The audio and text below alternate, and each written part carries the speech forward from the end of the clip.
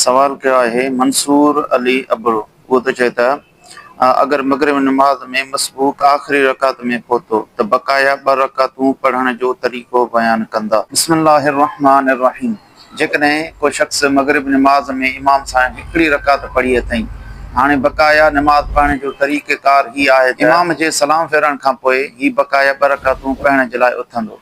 सभ खां पहिरियां सना पढ़ंदो ऐं उन खां पोइ औज़ बिस्मिल्लाह अलहम्दो ऐं उन सां गॾु सूरत मिलाईंदो। इहा रकात पूरी कंदो, अतहियात पढ़ंदो क़ाइदे में।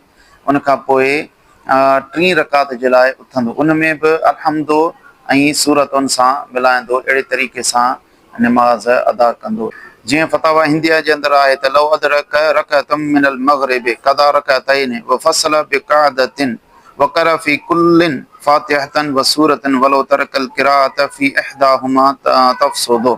पाण फरमाए थो त जेकॾहिं को जमायती इमाम सां गॾु मगरिब जी हिकिड़ी रकात अदा कई अथई, बकाया 2 रकातूं जेके क़ज़ा कंदो, उन्हनि जे विच में अतहियात जे लाइ क़ाइदो कंदो ऐं हर रकात जे अंदरि सूरत फातिहा सां गॾु सूरत बि मिलाईंदो। ऐं जेकॾहिं कंहिं हिकिड़ी रकात में सूरत न मिलायई त नमाज़ जी फासिद थी पवंदी। अल्लाहु आलम बिस्सवाब।